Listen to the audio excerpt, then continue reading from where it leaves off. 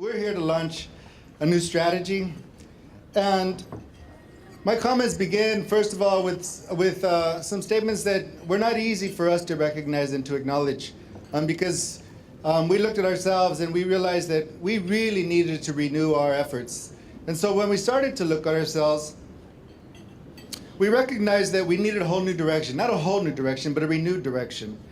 A direction that recognizes that in spite of the best efforts of all of you and many other countless really committed and brilliant people, that the fact remains that the change is not deep enough or fast enough for the people of Mayfair.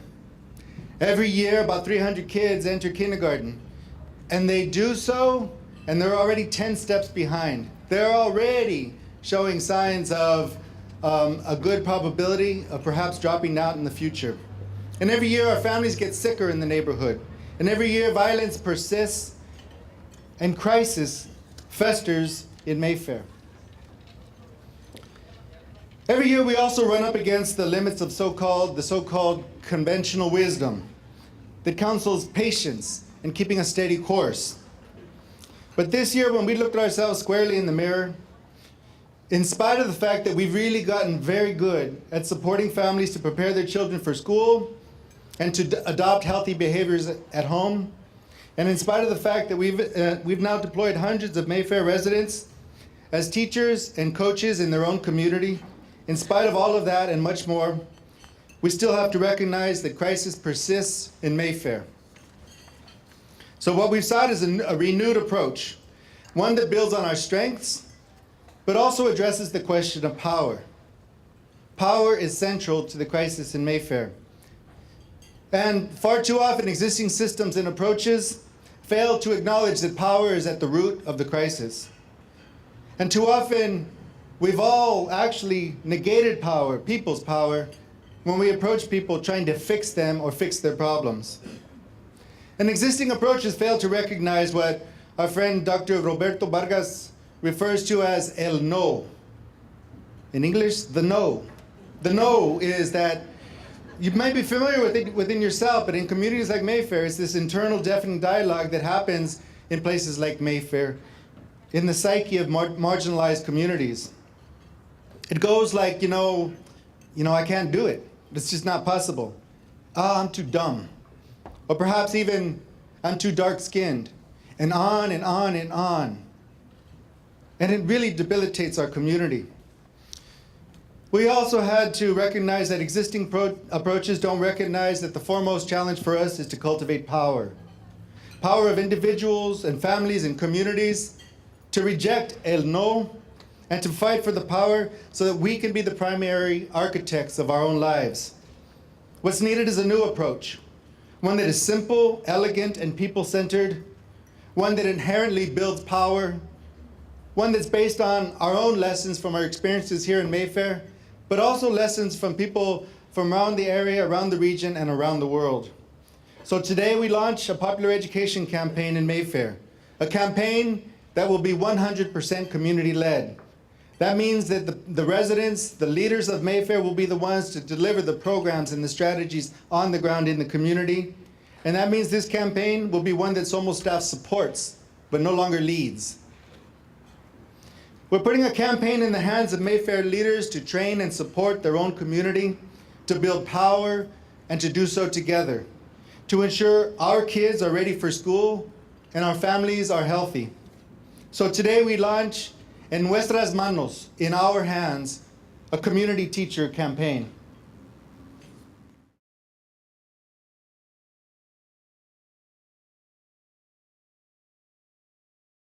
How much have you been getting for a day's work? Only $2. $2 a day? Yes. You have a little boy. Would you like him to be a farm worker? No, sir. I've been working all my life in fields, and I don't think it'd be the best place for him. I'd like for him to get a good education. In 1932, a small group of committed activists started a school to train people, everyday people, to fight racial injustice in America. The Highlander Folk School was born.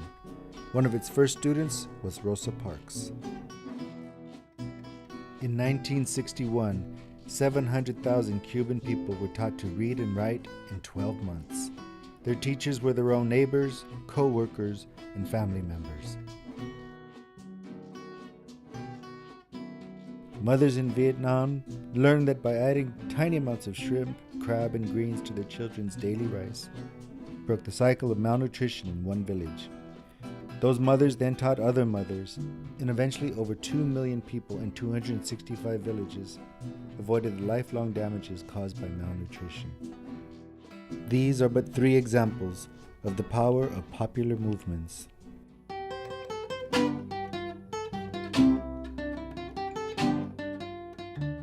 Today, a similar yearning for justice, education, and health is agitating within the people of Mayfair.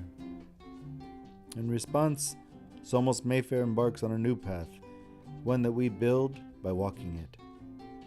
In the hands of people who have their own stories of struggle and transformation, we place a new popular education campaign in Mayfair. A mí en lo personal me ha servido tan solo en mi forma de expresarme. Yo antes era una persona muy cerrada en mí mismo, no me costaba expresarme. Con mi esposa también no le contaba lo que yo sentía porque era más cerrado, y ahora viniendo al grupo de hombres me he enseñado a expresarme un poco más tanto con mi familia como con la comunidad. Knowing their own inner gifts, their own capacities for a compassionate power, these leaders offer support, mentorship, and a guiding hand to others. El amor que le tengo a mi comunidad, el querer aprender y dar lo que yo aprendo a mi comunidad. Eso para mí es muy importante porque es la manera que creo que aprendo ayudando, me ayudo a mí mismo. Building on the inspirational examples of Mayfair leaders, Somos Mayfair launches our En Nuestras Manos community teacher campaign. Each year, 50 Mayfair leaders will be the teachers, coaches, and mentors for the 2,000 families in the Mayfair neighborhood of East San Jose. Pues para mí es una satisfacción personal y ahora está en nuestras manos hacer esto más grande, el poder transmitir a las otras personas todo lo que se ha aprendido en Somos Mayfair y para que ellos también tengan la oportunidad y las ganas de seguir adelante, de superarse y ayudar siempre en el futuro de nosotros y principal de nuestros niños. Mayfair community teachers will lead a popular education campaign to ensure that our homes are the first place where education and health are nurtured. Me siento agradecida también porque confían en mis capacidades, en mi habilidad, agradecida por los entrenamientos que me han dado, por la capacitación que me han dado para poder llevar el servicio de la manera más genuina a nuestra comunidad y porque creo que este trabajo de poder sacar adelante una comunidad está en nuestras manos, está en manos de cada uno y que cada uno pone esas manos para el bienestar, no nada más personal ni familiar, sino para el bienestar colectivo. Pues yo pienso que es un buen reto para nosotros porque si nosotros creemos que nosotros podemos hacer el cambio, entonces los mismos miembros de la comunidad van a mirar que si nosotros lo estamos haciendo, van a tener un poco más de apoyo en ellos, envolverse en los grupos, porque van a ver que uno mismo está haciendo el cambio en la comunidad.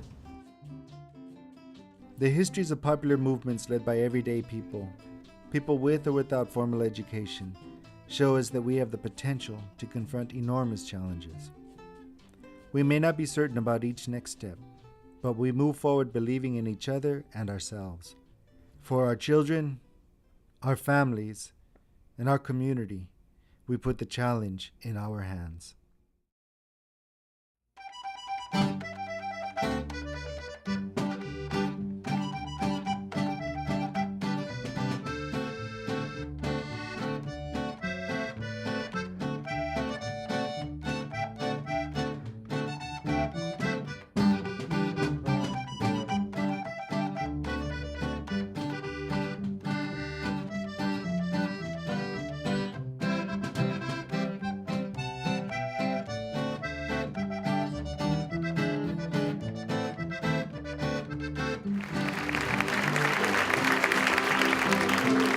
So our Nuestras Manos campaign is a campaign that's going to build on the examples of what you just saw there, the Highlander Folk School, the Vietnamese and the Cuban education campaigns. Examples of people teaching and learning from one another. Our campaign will combine the best of evidence-based curriculum with good old-fashioned community organizing. That campaign will be focused entirely on the Cesar Chavez School, a school, as previously noted, a school that has increased its API scores by 146 points in the last 3 years, and they're just getting started.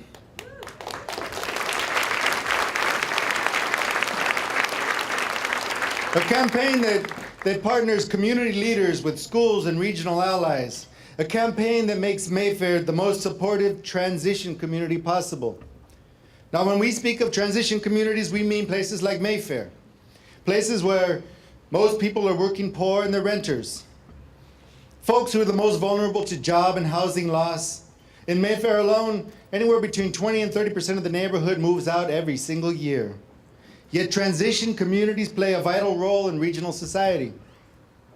They are places that always welcome newly arrived immigrants and working poor families.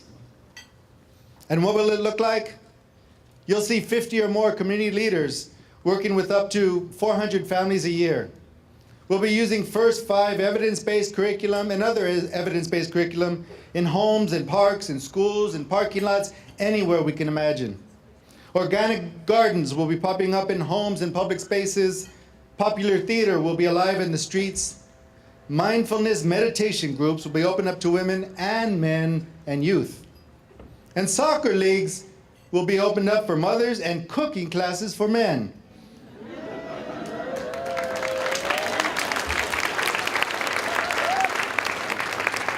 And there'll be a vibe when you come to this community. If you're living here or passing through, there'll be a vibe that you feel. You'll know that this community is a community that supports children and families and schools and wellness. But like the Cuban and Vietnamese examples in the video, change will have to be tangible and fast. And so what we pledge today is, in 3 years, we will ensure that 100% of the children entering Cesar Chavez Elementary School at the kindergarten grade, they'll enter ready to learn, and that our neighborhood will be the one that best exemplifies family wellness in all of East San Jose.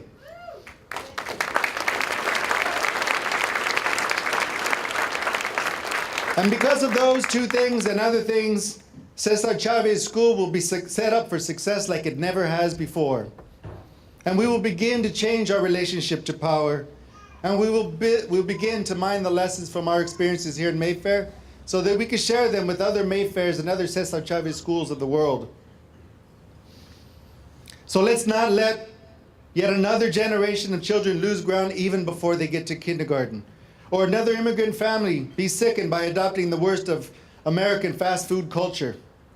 We must act with the highest sense of urgency. Back in the day, Cesar Chavez organized farm workers in spite of the fact that people said he was crazy for doing so. Because as everyone knew, farm workers were the most transient people in the world who had the least power to confront the injustice of their condition. Yet he did it, and he did it with the help of regular folks like me and you and all of us here today. So like Cesar back in the day, today in Mayfair, let's support people to build power and power to build people.